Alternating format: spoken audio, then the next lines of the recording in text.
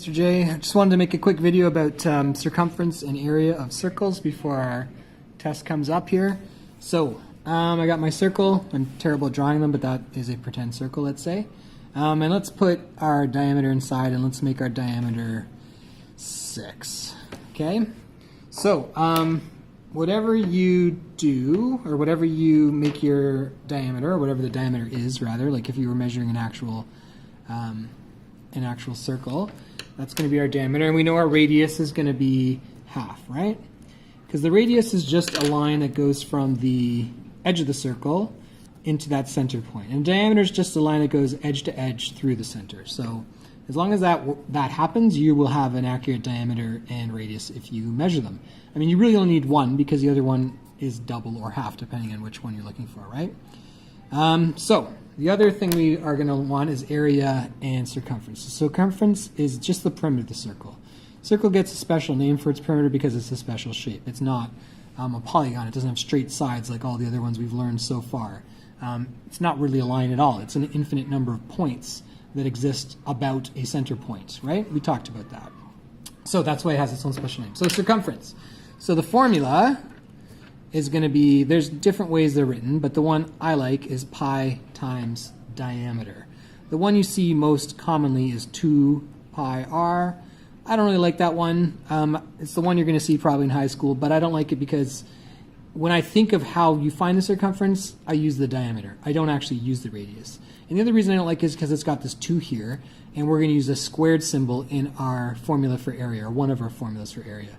So I'd rather just not have radius or the number 2 involved in circumference at all. But, you know, you pick the formula that works for you. There's lots of different ones that work, and if you can explain it, then go for it. So, you know, the math is not crazy complicated here. We're going to sub in our 3.14 for our pi variable or value, and we're going to multiply that by our diameter of 6. And you know we can use a calculator on this unit, and why not? So 3.14 times 6 is going to give us that 18.84. So that's the answer, but that's not going to be good enough, and that's going to be units long. So how does that work? Why does it work? How can we use these numbers we use? That's a little more interesting. So if we take that diameter of 6, you can see we're multiplying it by pi, and the question is how come? So let's start at the top, and if we start wrapping this circumference, and the videos do this better than I am going to, but here I go anyways. So if I started wrapping it, it would fit, let's say that's one wrap, okay, one diameter around the circumference. And I could get a second one, obviously, quite easily, and a third as well. And by the time I was done wrapping it, there'd be like this little bit extra, okay? And if we were a little more precise, or precise at all, we would discover that that is 0.14, is 1400ths of one diameter, in this case 6th, all right? So just like a little bit is a way you can think about it. So, you know, it's going to be 6, 12, 18, and then a little bit more, which is the exact answer we found. So it's a good double check to just sort of think about that. And that's why pi is what it is. That's why pi is 3.141592, blah, blah, blah, blah, blah, blah, because that's how many times a diameter wraps around the circle. So, I mean, if you model that on your test, I'm going to be very happy because you're using the formula, you're getting the correct answer, but you're also sort of demonstrating why it works and how that happens. Okay, so that's why it's pi times diameter, because you're wrapping that diameter around. That's why I don't really like 2 pi r. Like, you know, you're wrapping, you know, 2 radiuses, and you're wrapping those 2 radiuses 3.14 times. Like, it's a little more confusing. It seems like extra steps, extra work to me, and I can't explain this as well. If you can, I mean, absolutely go for it. Okay, so that's circumference. On to area. I'm going to show 2 formulas that I like. Well, one, yeah, I like both of them. We'll go with that. So here's my circle. Let's keep the same dimensions. Let's go with 6. So if that's 6, my radius is 3, and we can start working with that. So area of a circle, we're using that, let's go with pi r squared, because that's the one you're going to see in high school most often. I prefer pi r times r. Some of the kids in our class are writing pi times r times r. Whatever works for you. I like this one because it follows the structure of formulas we know, right? A rectangle is base times height, or length times width. A triangle is sort of that base times height divided by 2 if you kind of cut it and drop this piece of the triangle in here, you're forming that square or rectangle, depending on the sizes you got. Right, even grade 7 trapezoid, right? We got base 1 plus base 2 divided by 2 times height. It's always like something times something, right? Something times something, something times something. So I like pi r times r, because it's something times something, right? And it really is a base. We're going to show why pi r is the base, and it's a height, and we're going to show why r is the height, okay? So I got my fancy pencil crayons, only the best for me, and I'm going to use these colors again, because we're going to see these colors. Now again, I'm making this video because a couple kids asked me to, but there are much better videos of people who have budgets and computers and are doing way funkier stuff than I am. But, so, you know, watch those, but I've posted a couple. But here we go anyways. So, why is it pi r squared? And the answer is we're taking this, just like everything else, just like the triangle that we turned into a rectangle, just like how we balance out a trapezoid and turn it into a rectangle. We're always turning things into rectangles when we're using formulas for area. And a circle is no difference. We're trying to build a rectangle. And by the time we're done our rectangle, and we'll talk about how we get there, but by the time we're done our rectangle, we have it being a radius tall, so one radius. In our case, that happens to be the number 3. And then on the bottom, we're building basically, well, not basically, exactly half a circumference. Okay? So that blue circumference line, we end up using half of it on the top and half of it on the bottom. So that becomes, you know, our formula for circumference is pi times diameter. So we're basically using a pi times diameter, except we're only using like half of that, right? So we could kind of write it like that. But this gets very complicated. So instead of thinking of it that way, we think of it instead as pi times the radius, because half a diameter is a radius. So that just kind of works a lot cleaner. And I'll show you why in a second. But basically that becomes our formula. So we're using pi r as our base times another r as our height. All right? And that's why I like pi r times r, because then it's just like, you know, base times height, and like everything else is something times something. But you can kind of see it as pi r squared as well. That's fine, because we've got our pi taken care of. It's right here. We've got 1 and 2 radiuses that we're multiplying by each other. There's the first and there's the second that we're multiplying. Okay, so how does that end up happening? And it basically happens because, like we did in class, you kind of cut this circle up into like little pie slices, right? And if we did that, we would end up with, let's say we cut it into just those 6 slices, right? So my art skills are coming in handy as always, and that's 5. Here's my 6th. So if we cut it into 6 slices, we'd end up with something like this, okay? And there's our radius. It's not perfectly forming our height because it's kind of, you know, it's slanted through these shapes. And then our diameter, or sorry, our circumference exists on the outside here. And as you can see, half of it is on the top and half of it is on the bottom. So it doesn't make a perfect rectangle, right? It's more of really a parallelogram.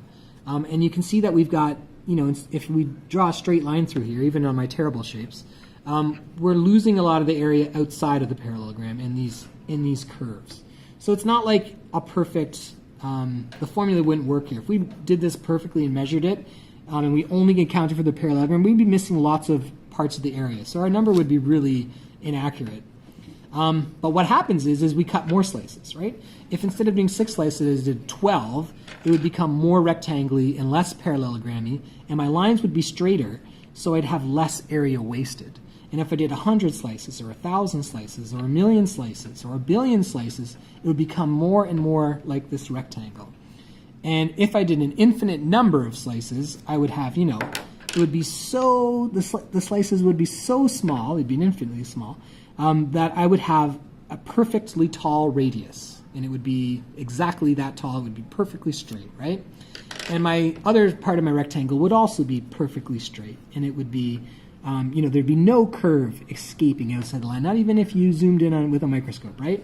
In reality, we can't do that, but that's what the formula is doing, okay? It's turning it into a rectangle with a height of r, height of radius, because this gets straighter and straighter and straighter and straighter until it is perfectly straight, and that lost area disappears. The more slices, the less area is outside that line, and it's inside instead what turns from a parallelogram-y type thing into a perfect rectangle, all right?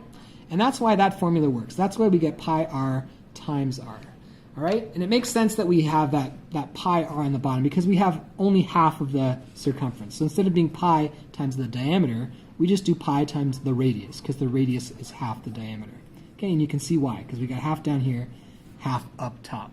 Okay? So that's the first formula. So that's pi r squared. And I've got one more formula to show you, and that is the one that we use more of a square with. Okay? And this is the one we looked at in class. So let's go with the same circle. Why not? We've got these numbers rocking. Oh, and the actual answer to this question then, if we were to plug in those numbers, right? Our height is 1 radius, so that's 3. And we're going to multiply that by the bottom, which is also going to be a 3, because that's our other radius. And that's going to be times 3.14. Okay, so if we plug that in, we get 28.26. Hooray. I'm very excited to get that number. And of course, that would be units squared, because we're literally building in all those tiny squares, just like we do with the other shapes. All right, second one. Second formula. I actually like this one a lot, and I find it maybe even easier to explain. Maybe you disagree, but go with what works for you, or why not try both? Okay, so we got our same, all my circles are different sizes, but I'm saying they're all the same. So it's 6, okay? So what we do with this formula, and I've seen it written different ways. The way that I like is pi over 4 times diameter squared, okay? I mean, there's different ones you can plug in here. But the idea of this diameter squared is that I take my diameter, 6, and I'm going to build a square. Right? Not only am I using that squared, but I'm actually making a square. And it ends up being 6 by 6. Okay? Diameter by diameter. 6 times 6. D squared. Diameter times diameter. Okay? So that square, and I'll use blue for the square. So that square, I mean, we know this. It's 6 times 6. So it's 36 units squared. Okay? That's the whole square. That's everything including the circle, right? Not just these little bits. And we worked out, in class, you know, we broke up all these little bits into squares on a 100 chart, or 100 cubes or squares. And we found that it was about like 22 was on the outside, about 78 was on the inside, right? And then we used that number. But this pi divided by 4 is going to give us the perfect number. And we've done this in class. So if I take pi, and I'm just going to use the short 3.14. I mean, the more digits you use, the more accurate it's going to be. But let's just use just the hundredths place. Divide that by 4, and I get this 0.785. And it will always be that. No matter how big your circle, you know, pi doesn't change. Pi divided by 4. So I get that number, and then I'm going to multiply it by the diameter squared, which we did over here was 36. All right? And the reason I do that is because, you know, if I did 1 times 36, that would be the whole square, right? If I added a second square of the exact same size on the outside, it would be, you know, 2 whole 36. It would be 2 times 36. But I don't want to know the whole square. I mean, I did, but I don't anymore. I want to know just the circle part. And how much is the circle part of the square? Well, it's our circle number, pi, over our square number, 4. Okay, so it's like pi divided by 4. It's not like it. It is pi divided by 4. And that gives us the actual true percentage. And the more decimal points I use, the more decimal points I'll get, the more precise it'll be. But this is fine. And that tells me how much just the circle is inside the square. It's 0.785 of 1. 78.5% of the whole. Okay? So when I use those numbers, that 0.785 times the whole square was 36, but again, I only want 78.5% of it. And I get 28.26. What do you know? I've seen that number before. Okay, units squared. So both formulas are equally accurate, and the more digits of pi you use in either, the more accurate your answer will be. But both are good, okay? And for the test, you know, make sure you can use one properly, get the correct answer by plugging in the numbers, okay? Kind of boring, but, you know, that's a B. And then make sure you can model it, okay? So I've modeled both here, all right? And I've sort of explained my thinking through mathematics. You can explain it through words, you can use these pictures, you can use diagrams, right? So that's the end of my video. Okay, hopefully it helps. I would, again, recommend better videos of people who have, you know, who've done their circles more precisely, use computers, you know, put in a little more time than I have. But a couple kids did ask for this video, so there it is. All right, good luck.